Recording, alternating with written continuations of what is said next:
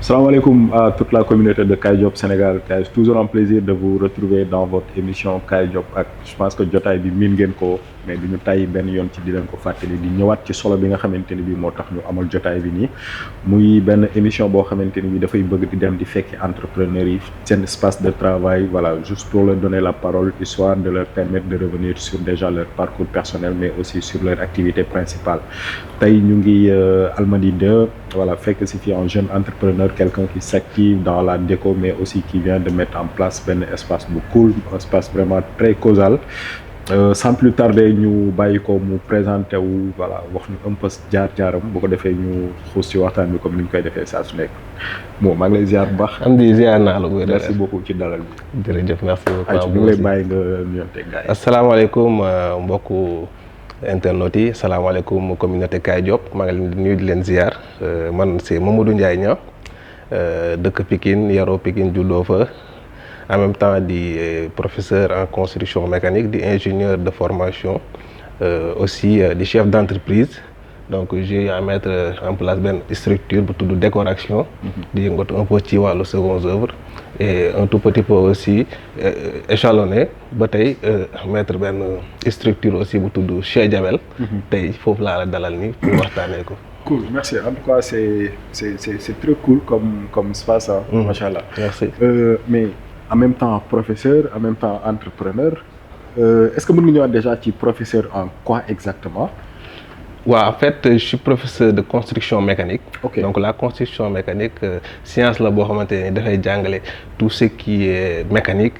Tout ce qui est aussi conception et réalisation de certains domaines industriels ak d'autres domaines. En même temps aussi bon mécanique nag boo ko déggee c'est très large c'est pas comme mécanique automobile c'est pas comme mécanique industrielle c'est pas comme mécanique dafa large. Maintenant c'est vrai que man sama genre yi bu ñu déggee mécanique moto la ñuy yaakaar wala oto. waaw en fait bon nit ñi noonu la ñu gisee. maanaam erreur boobu sax moo am ba tax tey jii nii ñu tëral bërëb bi pour mën a gën a dugg ci corps de métier yooyu parce que tey jii nii yow boo demee ci bateau am na mécanicien. du mécanicien automobile.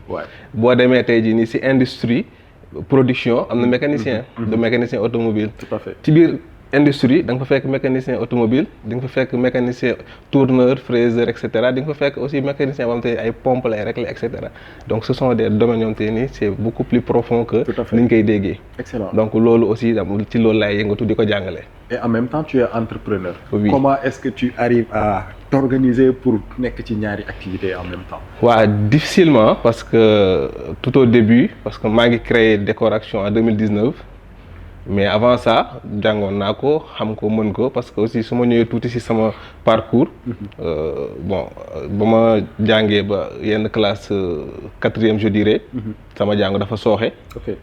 ma bàyyi jàng bi ñu génnee ma dugal ma jàngi métier mais ba may jàngi métier aussi ci laa bon gën a xalaat gis ni war naa mën a delluwaat école parce que boobu amoon naa passion ci électricité. moo sama passion la woon. ma ne damay dem jàngi électricité. ba ma demee jàng électricité CAP BEP BT ba def concours am BTS. et loolu sama maa ngi tout le temps bon bàyyi woon naa décoration bi sax delluwaatoon école di jàng maintenant notion yi ngay am fekk mënoon naa métier décoration moo sabab ma ne pourquoi pas ma allier les deux pour voir un peu ce que ça va donner. loolu moo indi. et baal ma de décoration bi genre don la en quelque sorte wala foo ko jàngee. non comme li ma la waxee ba ma arrêté quatrième. ok dama dem jàngi décoration sama benn nijaay. bu tudd maman ma koy nuyu. ok moom moo ma jël sous son aile. initié ma ci. pendant 3 ans yoo xam te ne nii bàyyi naa école je me pensais même pas retourner à l'école maa ngi continuer di jàngi métier. mais après bon ma amoon comme passion électricité bi duggoon na ma ne daal naa dem former wu waat. parce que à l'époque maa ngi gis ay jeunes yoo xam te nii dañ doon def bu ñu ñëwee chantier ba ngoon ñoom ñu dem jàngi ma ne pourquoi pas man aussi su ma nekkee chantier def décoration ba ngoon ma dem def formation c'est ce qui a loolu moo ma guidé ma dem def formation électricité ba yàlla def ma am ci vraiment samay diplôme ba nekk ingénieur électromécanicien en même temps aussi état bi jël moom may jàngale di dispense ay cours mais aussi di à côté parallèlement di dérouler sama entreprise. c'est excellent. Et puis aussi transition bi également décoration ak électricité parce que gis nañ ni actuellement métier la yoo xamante ni bi c'est des métiers qui vont de pair en fait. Effectivement man loolu moo ma gën a may chance et loolu moo ma comparé ak bien d'autres personnes. Tu vois des électriciens typiques ci loolu la ñu yem. Tu vois des décorateurs typiques ci loolu la ñu yem. Man la synchronisation de plusieurs domaines yoo xam te ni yàlla def na ma mën ko. Donc tey gis nga maa la doon wax waxu mécanique. Mais tout ce qui est mécanique. Tout ce qui est électricité tout ce qui est hydraulique pneumatique et bien d'autres corps de métier yoo xam te ni su ma la si dugalee da nga naan comment ça se fait moo tax tey tu verras que lépp loo xam te ni tey jii fekk nga ko ci espace bi nii. Je les ai fait moi-même de la conception à la réalisation carrelage peinture électricité décoration tout man maa koy def. Alors avant ñu ñëw carrément ci espace bi. Décoration quel type de décoration est-ce que vous faites. waaw léegi man damay dugg ci secondes œuvres. Donc bu ñu xasee ba tabax kër ba pare rek man maintenant damay ñëw dugg ci faux plafond ci décoration la bokk. La luminosité actuellement dafa bokk ci décoration l'aspect luminosité revêtement mural dafa bokk ci décoration ba ci aussi BA13 yi faux plafond plâtre et cetera. Aussi tout ce qui est pergola tout ce qui est aquarium et cetera donc décoration dafa large. Bien sûr dafa large. Donc loolu yëpp tey jii nii ñun de fil en aiguille hormis les compétences vraiment yi ñu am ci yenn domaines yi. daf ñoo may permettre ñu ak accumulation expérience yi ñuy am que ñu mën a dugg sax ci yeneen domaine décoration yoo xam ne yooyu jànguñu ko woon auparavant mais en cours de chemin lañ ko acquérir. Bien sûr avec l'expérience da nga développer yeneen compétences. Effectivement loolu moo am. Donc j'imagine que loolu tey le fait que tu sois professeur entrepreneur dans le domaine de la déco. yooyu noonu dajaloo moo tax ba nga xalaat créer chez Jabel.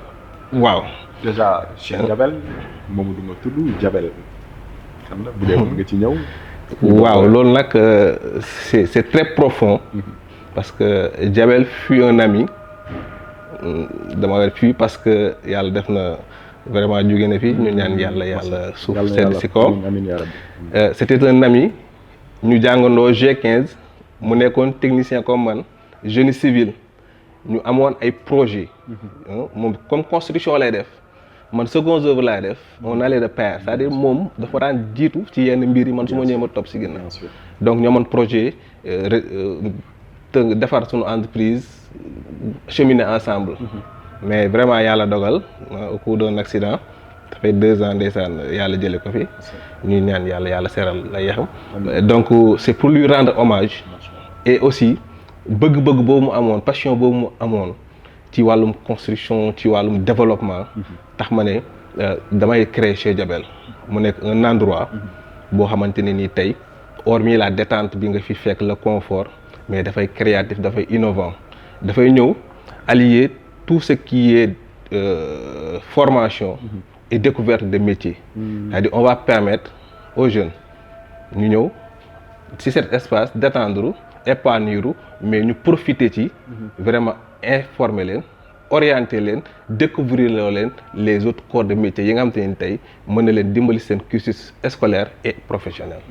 Voilà. Donc dafay allier comme on dit l'utile à l'agréable. L'utile à l'agréable. C'est excellent. Et aujourd'hui en quelque sorte mën nañu wax ni benn genre restaurant la mais pas qu'un resto. Un resto où on peut venir effectivement se détendre mais également jàngale et tout.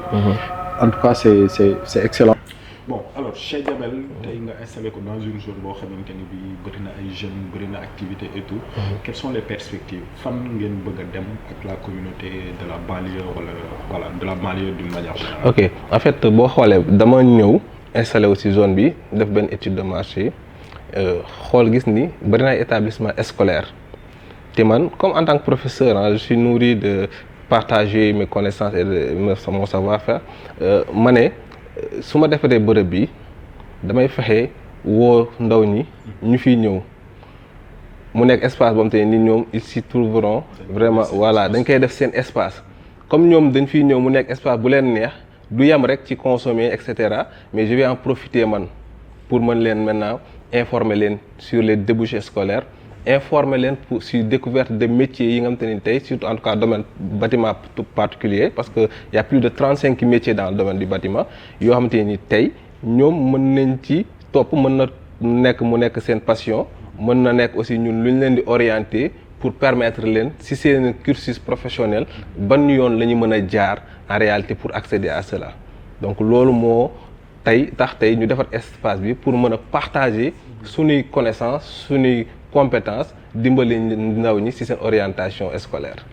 C'est important et je pense que dafa am loo xam ne rek dafay war a nekk exemple pour les jeunes muy étudiants yi wala élèves yi. Je pense que yaa ngi wax léegi que 4e nga arrêté. Ouais. Et que tey tu es devenu professeur. Oui. Voilà c'est important de le souligner. Parce que ñu bëri jàpp nañ ni tey faaw nga am ay diplômes yu bëri pour mën a liggéey pour mën a nekk jàngalekat. Et aujourd'hui si on voit un jeune comme toi. boo xam ni teel nga comprendre ni peut-être école bi c'était pas fait pour toi. Et qu'il fallait que nga am benn reconversion. dem defi une formation dans un métier bien défini. yàlla def tey nga nekk jàngalekat ci domaine boobu. C'est un exemple très important.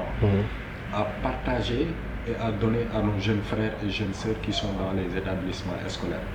Je vois que zone bi aussi il y a beaucoup d'écoles.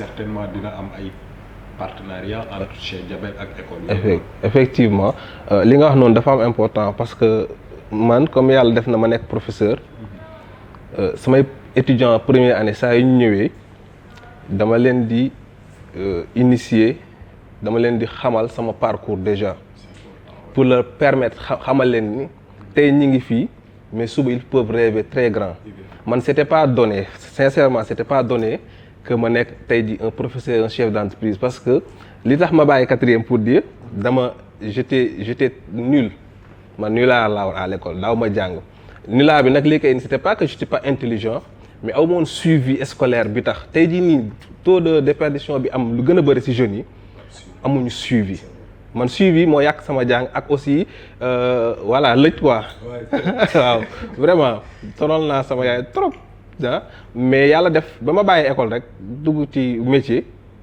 foofu voilà c'est un monde d'homme yoo xam te ne nii dañ lay forger dañ lay forger loolu moo tax sama caractère xaw a changer tuuti ci yenn lëj yi ma lëjoon et sama xel ma commencé koo ñoŋal ba tax maintenant ma delluwaat def formation maintenant la formation en tant que telle ñenn ñi dañu jàpp ni soo bàyyee école enseignement général dem formation da ngaa échec parce que ñu gën a bëri ñuy def formation dañoo échec enseignement général pour mën a dellu alors que contraire bi la war doon te tey jii nii man sama combat loolu la c'est-à-dire la formation professionnelle moo war a nekk li ñu war a privilégier en tant que tel si jeune actuellement nii quand tu as benn pays boo xam te ni 65% de jeunes mais il faut les former dans les métiers de compétences ñooñu tey duñ jël ay gaal duñ def fi leneen ils vont rester et essayer de créer quelque chose tey la majeure partie ci ñiy créer dara ils sont pas passés dans les centres de formation ay autodidactes lañu des jeunes yoo xam te ni sax seen jàng yàqu na parce que amuñu orientation mais tey quand on va orienter les jeunes dans leur corps de métier dans les différents métiers yu ñu mën a adopter mën na leen dimbali ñu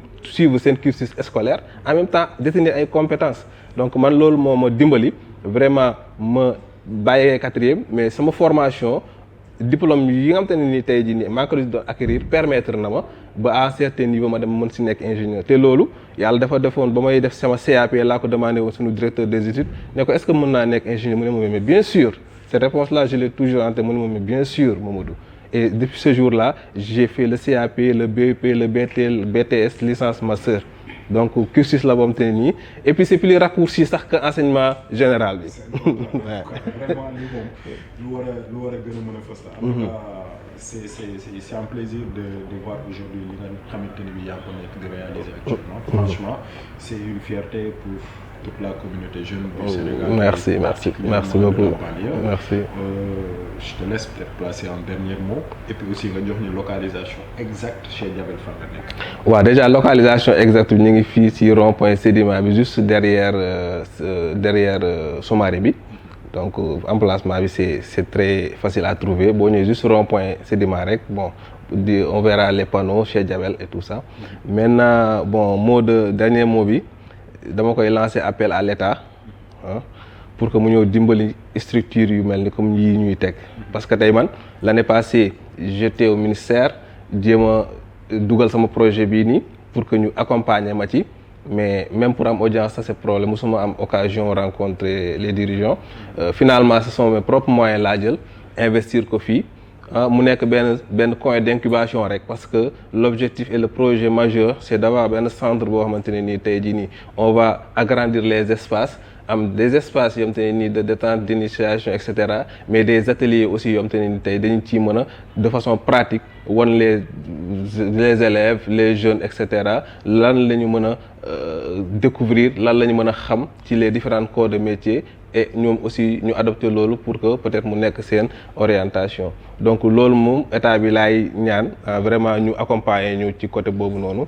Bon, beneen bi aussi jeunes yi day lance appel toutes les jeunes de la communauté de la commune de Keur Massar et environ. Donc chez Diabel seen espace la dina ibbi très bientôt, maa leen di ñaan ngeen di ñëw fekk ñu ci fii ñu orienter leen, informer leen, et lépp loo xamante ni jàpp ngeen ni mën nañ leen ci dimbali ci seen cursus scolaire et professionnel ñu dimbali leen ci pour que aussi loolu yëpp nekk benn développement pour le pays. jaajëf. Merci beaucoup Mamadou, merci beaucoup à toute la communauté de Kaay Job Sénégal, Keur Massar, Rufisque, Pikine, bref gars yi faites de votre espace le vôtre, ñëw leen occupé ko, ñëw leen voilà doole ko fii, ñëw leen créer réseau, ñëw leen xamante, en tout cas Science Pass qui peut quand même vous permettre de vous développer, d'agrandir votre activité et tout ce qu'il faut. Donc à très prochainement ci beneen jotaay Kaay Job ak beneen jeune entrepreneur. Peace. Merci.